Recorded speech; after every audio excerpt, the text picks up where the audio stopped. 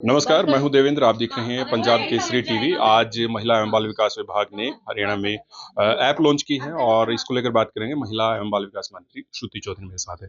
Ma'am, आज app launch की है, क्या उद्देश्य है और क्या बेनिफिट इससे मिलेंगे?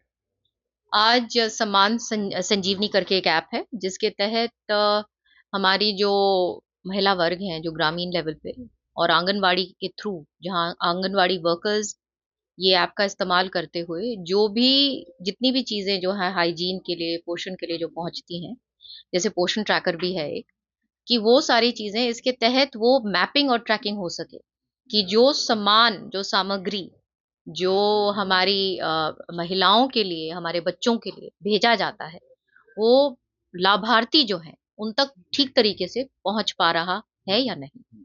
तो ये जो ऐप होगी इंस्टॉल का, डाउनलोड का किस तरीके से रहेगा? महिलाओं को जाकर बताएंगे या कोई कैंपेन चलाएंगे? ये आंगनवाड़ी वर्कर्स के लिए है ताकि वो अपने जो ऑलरेडी उनके पास ये मोबाइल फोन्स है, क्योंकि पोषण ट्रैकर का वो ऑलरेडी वो इन यूज है।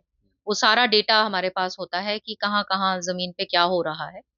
तो इसके तहत जैसे मैंने कहा कि ग्रामीण का सारा डेटा आ जाता है, उसी से पता चलता है कि क्या उसकी मॉनिटरिंग बहुत जरूरी है।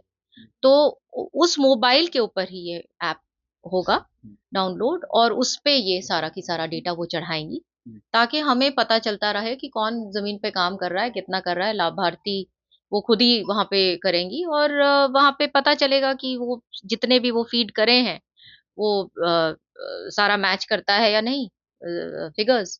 वो सारा पार जो दर्शिता है वो उस काम के लिए है ताकि एफिशिएंसी स्कीम की बढ़े। बेटी बचाओ बेटी पढ़ाओ अभियान को 10 साल हो गए हैं, क्या असर मानती हैं इसका?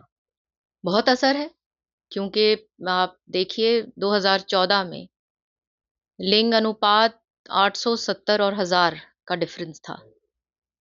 और कोई उस वक्त हरियाणा का नाम लिया जाता था कि यहाँ पे सबसे हाईएस्ट यहाँ पे भ्रूण हत्या हो रही है, उस तरीके की यहाँ पे न्यूज रिपोर्ट्स आया करती थी पूरे देश भर में।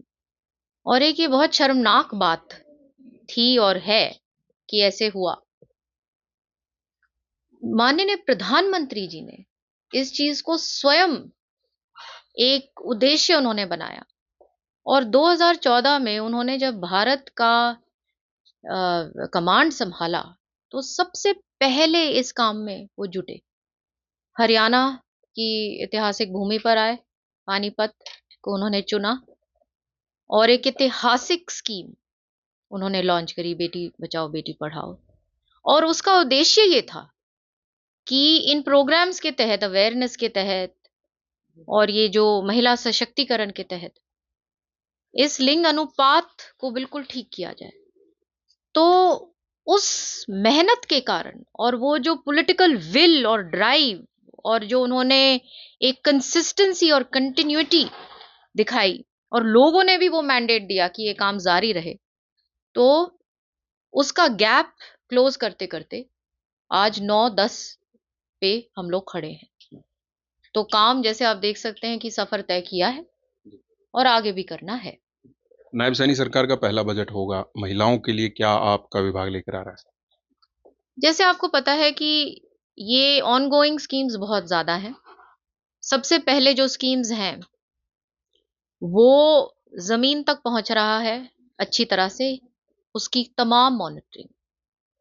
और इसके अलावा एक हमारे स्कीम्स में एक हमने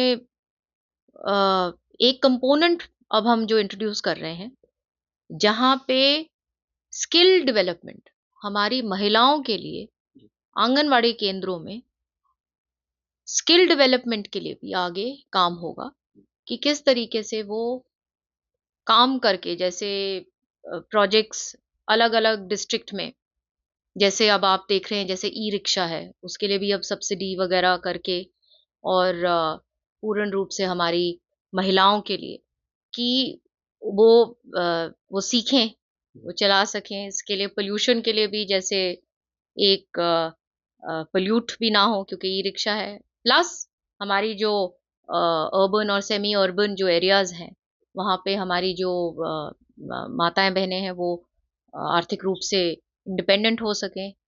तो ये सारी चीजें करके और अलग अलग डिस्ट्रिक्ट वाइज अच्छी तरीके से कि ये स्कीम्स पहुँच रही हैं और अलग-अलग प्रोजेक्ट्स उस प्रकार से जहाँ पे लागू हों उसी हल्के के तरीके से।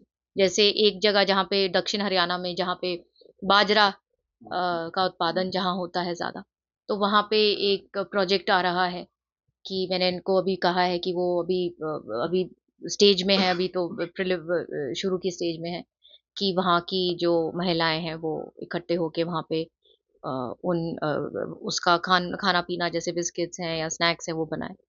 और इसी तरीके से बहुत सारी जो चीज़ें हैं वो लागू होने जा रही हैं और बजट में भी आप देखेंगे। चलिए बहुत-बहुत शुक्रिया। महिला एवं बाल विकास मंत्री श्रुति चौधरी मेरे साथ थी, कई मुद्दों पर बात की। मैं हूँ देवेंद्र, नमस्कार।